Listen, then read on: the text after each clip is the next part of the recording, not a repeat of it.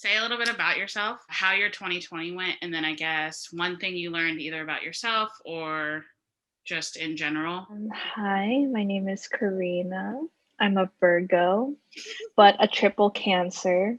So I count myself as a Cancer more. 2020 was like probably like the hardest year of my life, but very glad it happened. Learned a lot about myself, about my circle, my environment, and really figured out what was best for me. Something I learned is to unapologetically be myself, do what I want, and to embrace myself.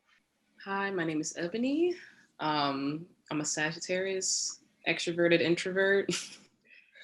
2020 was at first a little rough as an artist and creative because I felt like I had nothing to go off of. And something that I learned about myself is that I had to give myself more grace when it comes to like my professional life and also like my personal life, and that nothing has to be like 100% perfect all the time. My name is Olivia, and I guess I'll also say my sign, I'm a Pisces. What I learned in 2020 is to, first of all, the first thing that comes to my mind is just like always be prepared. Like people are nuts just with like the pandemic and like just stocking up on toilet paper and crazy things. I think I learned a lot about like human behavior more so than even like my background in psychology or whatever. I also learned that I wanted a big change, like most people I feel, especially in LA, just like growing up here and stuff, realizing like priorities and things that don't really matter so much to me, and kind of just like setting boundaries with people, and prioritizing myself and my health, honestly. As cliche as that sounds, since we were in a pandemic and stuff. But do any of you have questions for each other? Where are you guys from? Where did you grow up? I'm born and raised in Queens, New York. I live in Manhattan right now. My family moved to North Carolina, Greensboro, which is like a city, if we're gonna compare it to anything else, southern parts, when I was like in high school. So that was like the cultural shift of understanding like, oh, this is how southern people and the other kind of half lives and thinks and goes about their days. So that was kind of very eye-opening at such a young age. Yeah, I was born in the Philippines and then I moved to the US when I was 4. Mostly lived around like DC, Maryland, Virginia. And I feel like my big cultural shift was like, because like it's really interesting because like I lived in North Virginia, which is like, it's like I always lived on a border of DC, but I lived in Virginia and then Maryland. And Virginia is very, very white, very like rich conservative. And then Maryland, and when I went to Maryland, it was a very, very diverse, barely saw a white person. And I was so much happier in Maryland. But yeah, I feel like my definitely my growth was cultivated in Maryland. I like to say I'm from Maryland, but I just feel like I've spent most of my life in Virginia. Yeah, I only ask because I'm moving to Maine for school. Oh, cool. Maine is cool. Yeah, no, Maine is really cool. It's really pretty. It'll be different for you, especially though, because you grew up in LA. She's going to a place where she's not really sure if people with like-minded ideas as her will be. It's a lot of white people. I mean, I'm gonna blend in just fine, you know. Like my boyfriend, like he doesn't, and he's already there. I'm not moving for him. I'm moving for school. He just recently moved there, though. Yes, let that. Education for yourself is more important. When I was there, I feel like it's very peaceful. Like I don't know if you're gonna get into some really interesting debates and get to throw your ideas around with people, but I don't think you'll hate it. I feel like there are much worse states to live in on the East Coast. Yeah, I don't know. I just get kind of worried, you know, like I don't want to offend anyone, but I also feel like I'm not that quiet, and I'll definitely say some shit. And yeah, we'll see. I just don't understand. Like I try to talk to Will about stuff like this, and he just doesn't. Like he isn't white. Like he's adopted. We just did his 23andMe, but he stands out, you know, like, and he doesn't feel any type of way, or at least he doesn't articulate it to me. And I always try to like talk to him about like so how's it going over there, like what have you noticed, like, you know, like I'm gonna blend in but you really don't. And he was telling me too that he had like he got like harassed by like the police like recently. Like they stopped him for no reason, and like they like did a field sobriety test when he's sober, like he doesn't drink or do any drugs. So like, and they had him out there in the cold for like 40 minutes. I'm like, oh, this sounds like racism, like to me, like, you know. And he's like, no, I don't think so. Like he's just so like, I'm just like, William, like, you know, it's weird. I don't know. What is your boyfriend's race? We thought because this is just what he looks, but this just goes to show you that like you cannot judge a book like Middle Eastern.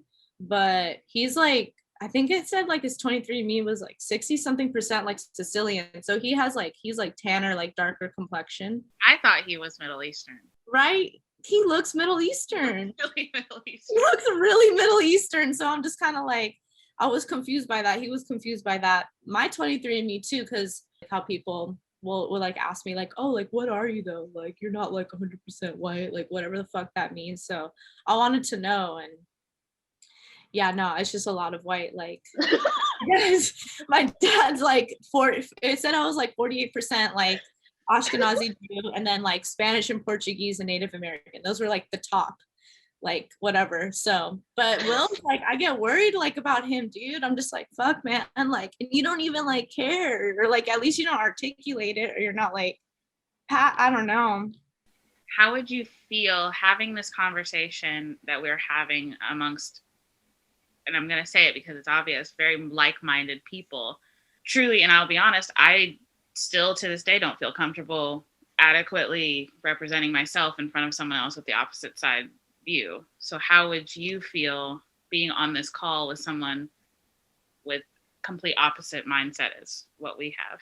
You know, you need to be open to have those conversations, because we'll never know how the other side is feeling, how we're thinking, or like basically what we were brought up on, like either like family or like our own personal situations. And I always think it's not easy, but it's to be less combative going in. Like if it gets to that point, okay, but like I think if you're going in too strong with like already ready to fight, no one, like they're gonna turn you off. Like if someone's coming at you a type of way, you're immediately defensive, or like you have your wall up. So I think if it's more coming out of like, as cheesy as it sounds, like at a place of love and like trying to come into understanding, I think it's easier to like engage in those conversations than if you're already ready to fight. I mean, I'm always ready to fight, but if I'm here to like basically like not really educate, but like just have an understanding, then I should have less of a guard up and just be coming from a peaceful standpoint. Sounds like we work with kids, all of us. So I feel like you don't come out of like your mom's belly like being prejudiced or racist, you know, like that's taught. So I think that I just feel bad for these people, because I'm like, damn, somewhere you learned to be this way. Like you weren't born this way, you know, no one comes out like that. So it's just a product of like their environment or conditioning. And so I just kind of feel bad. I'm just like, dang, like that sucks for you, you know, to be really like full of hate like that. Yeah, no, that I always think about that. I'm like, damn, like someone was taught to think this way and act this way. And I feel like if I were to have a conversation with someone who thinks like that, I would definitely approach it as if I was talking to a child and like educate them like they're a child. Like, no, it's okay to not be white. You know, like it's that. I mean that because you know they are miseducated, uneducated, if I may say, and which is like a child, you know. So I just coming from my own perspective, like if you have white privilege, like you need to at least use that, you know, in that regard, like in healthcare, because I'm going to go get like my master's in occupational therapy starting in August. And so like I think in healthcare there's a lot of like things that go unsaid, and there's a lot of biases within like healthcare professionals and in the medical field. And I think like, you know, if I'm there and I see some shit, like, you know, you gotta say something, because it's someone's life. Like, what the fuck, you know? yeah, it's like the domino effect, you know, like if you change one person's mind, that can already impact like 20 people. Exactly. And also like I like to tell people Google's free. Like yeah, like, I'm not here to educate people. Like, Google's always been there since whenever, and it's just like it's been there, and you just need to check where you're getting your resources from. Like if you're getting like an anti-racist book, get it from a person of color. Don't get it from like a random white lady. Like get it from a person who's like a Black person or a person of color who's like experiences and like reality is what you're trying to figure out. No, also like it's not hard to explain these things to kids. It's like it's very simple. It's like everyone looks different. Everyone is a different color. You can love a man or a woman. Some people don't even identify as a man. It's so easy. You know what I mean? Like these things are not hard to explain to kids and they will understand it. You know what I mean? Like just like how we've been talking about like that like hatred and prejudice is taught, you know. Exactly. They get it. They understand it. It's just a lot of unlearning for like Yeah, definitely. I'm also a teacher, so like I've been teaching film classes for the past like yeah, during the pandemic to middle schoolers. And yeah, like seeing how they're educated and how like I was not this educated when I was their age was like insane. Like looking back to what we were taught, everything was very like Disney-fied, you know, like we learned about the civil rights movement, but like a good amount, but I feel like everything was very like yeah, like Disney-fied, like kind of like yeah, it happened, but it wasn't that bad. Yeah, I definitely feel like we were miseducated and definitely things were skimmed over as you know, a very American patriotic propaganda. well, I went to Catholic school, so it was not, I mean, it wasn't public school. But it was a lot of the stuff that I do know was from my mother.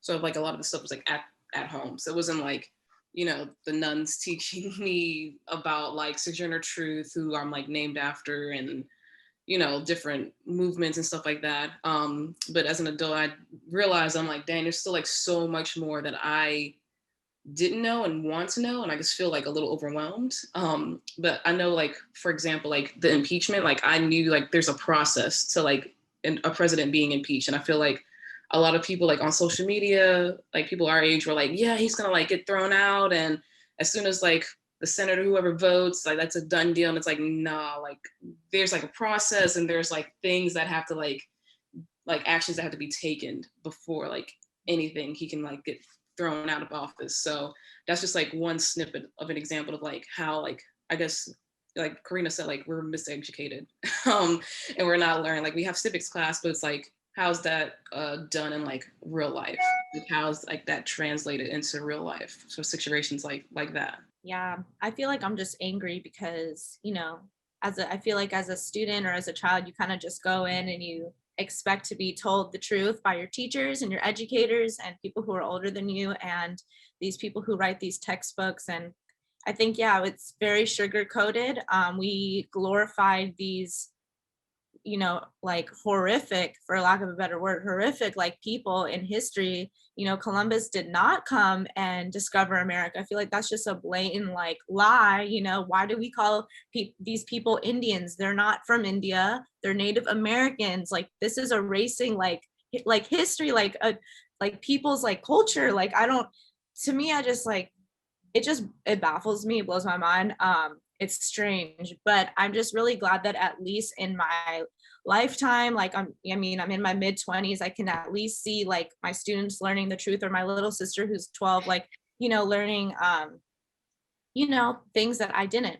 It's like when Olivia mentioned like Native Americans, I just remember in like fourth grade them teaching us that, oh yeah, when the Mayflower came, everyone was friends and the Native Americans were totally okay with having the colonizers and blah, blah, blah. And I was like, man, that is not how it went down. Like I really thought all these years that Thanksgiving was such a nice holiday. It's straight genocide. Like Yeah.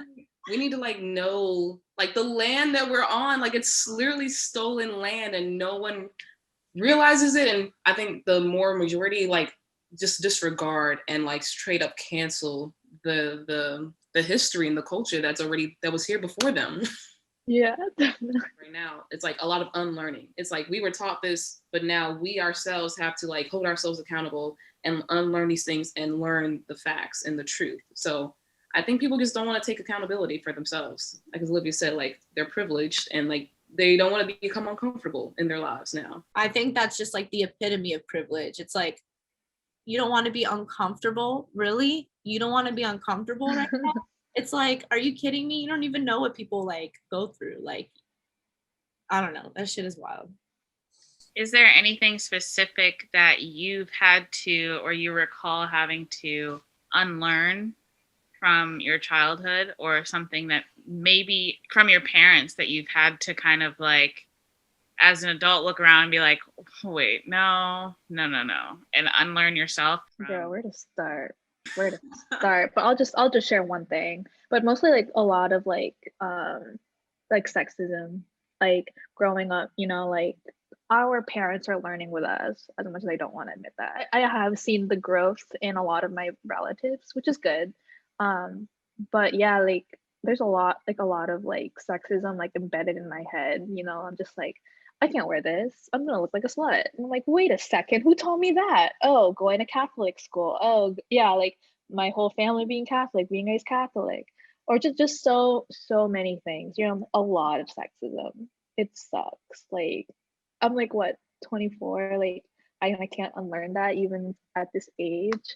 But you know, it's just great to be like, just to be self-aware. Like, I'm glad I was able to like to catch myself, but that's the number one thing that I've been struggling with and unlearning.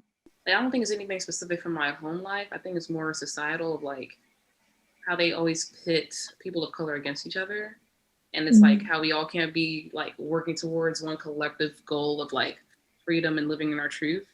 I think it's something that I have to unlearn because I grew up in a very diverse like school life and everything. So it was definitely wasn't taught. It was definitely something that's like kind of like what Carina's talking about, like ingrained in us from like societal shifts and whatnot. So it's definitely from like society attacking me.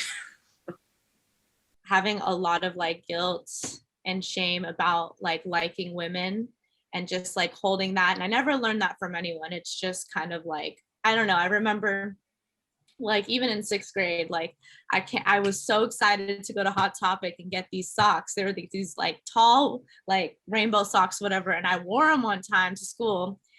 And I didn't even know like whatever that like rainbow stood for, like LGBTQ rights, whatever the fuck. Like I did not even like put those two together. I just liked the socks. And I came like to school wearing them, and this girl like in front of everyone was like, oh, that means you're gay. Like, are you gay? And like she said it in such a like a derogatory way that like there in middle school I was like low-key like kissing girls and stuff, and I never thought like to myself like, oh fuck, like I'm gay, like, you know. And like I thought that was such a bad thing. And like I don't identify as gay, like I identify as bi, but like just like having that inner turmoil like for up until like even just like my 20s, I did not like pursue that and stuff. And yeah, it was really hard for me, not gonna lie. When it came to the BLM protests and seeing the video of George Floyd and then all that came after that, and then understanding what happened with anti-Asian hate in Atlanta, how do you think the movements themselves, Stop Asian Hate versus BLM, played out differently or similarly? And where do you think the support was more heavy or lacking? Honestly, I would start by saying it should not say like Stop Asian Hate. It should be saying Stop White Supremacy. Honestly, because that's where all these things stem from, is white supremacy. But I will say I've noticed that there has been a radical shift in like also the urgency that the Stop Asian Hate has had. Because BLM has been going for years and only is like trending now because, you know, it's social media and like what certain celebrities are saying. And I think people are just like I said, riding the wave of like what's trendy. And so I think who was it, Biden or something recently this week was like already signed something for like the Stop Asian Hate or whatever. And it's just like, I'm glad it is for the Asian community, but also it's like, as another person of color, I'm like, this happened rather quickly.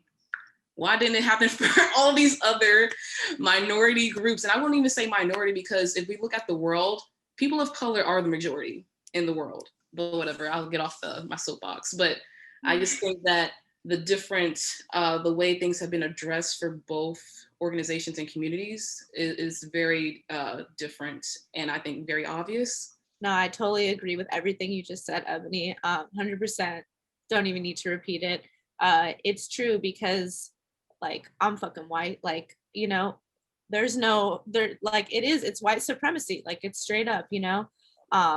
So for me, I feel like when I post about like different, I guess you could say, like, yeah, minority groups or whatever, like, it's never about me. I'm not talking about myself. I'm not Black and posting Black Lives Matter. Like, you know what I mean? So I think that I've noticed, though, it's certain people, like if I have a friend who's like Jewish, all of a sudden she's like over here, like, no, like Palestine got us first and blah, blah, blah, blah. And it's about her, right? It's like her projecting her stuff. And then like, or for example, like I have a lot of like Latinx friends who just post like Latinx fucking like like, I don't know, just trying to promote like their minority groups. So I think that people, I've noticed at least, and I'm not trying to be offensive here, and I mean, of course, like I can only imagine like if my culture or ethnicity or race was being under attack or scrutinized or like oppressed in any way, I would probably feel the inclination to be like, hell yeah, that's not fair, you know? And it's like it's coming from a personal place. But I feel like you can't stand for one and not stand for others. If you want to get even more deep, like with just color in general, people in Israel are predominantly like my dad, I'm half Jewish. My dad's like Jewish. My mom is not. And they have fair skin. And then you look at people who are like the Palestinians, they do not have fair skin. I feel like, yes, the Jews have definitely been like, you know, the Holocaust was horrible. Like, I feel like that's definitely something that we all had to read about over and over and over. That was like overdone. I'm like, yo, we could have been talked about other things at this point. How many people had to write about Anne Frank, you know? But the people are like, oh, but look at the Jews, you know, they struggled. They really like, you know, but they came up, you know, they came up. And I'm just like, in my head, and I'm not trying to attack any of my family members or whatever. I'm just like, you guys, like this is why, like this, it's like so simple, but people like don't see it. They just think like oppression and look what's happening and stuff. And I'm just like, no, you have to see it on a different level. Yeah, and Olivia, what you're talking about is like colorism, about, you know, each like race and ethnicity has it, like, you know, the lighter skin or the darker skinned or whatever, all the different colored people. But it's like, we're all on the same side. I don't understand how people don't understand that. And I think it's one of those, like I said earlier, like if we can all be on like one collective agenda, I hate the word agenda, but like, you know, one collective front of like progress and like, you know, just peace or whatever, I think, you know, we can make progress in any of these situations, honestly. Especially with social media. And I am prone to this because I will delete you if you are a Trump supporter or you're posting things I don't like, which I shouldn't do. And I've talked about that and I need to be better, but I can't help it. I think echo chambers are so detrimental. And I think that, again, we need to be more open to talking to the other side. But that goes within each community. As a Black community, there's prejudice within the Black community. There's prejudice within every single community that is detrimental to the cause itself and the overall general progressiveness of what needs to be happening. That's my opinion, but Carina, you were going to say something. But I just wanted to touch on what Olivia said, like, you know, like with the colorism. It's like, you know what I'm tired of hearing? I'm hearing of like Spanish people, like from Spain, or Greek people being like, oh yeah, I'm spicy white. No, baby girl, you are white. You know what I mean? Like, just because English is not your first language, you are white. You know what I mean? And they that's all I'm gonna say. As whoever's watching this, you are not spicy white, you are white. Okay.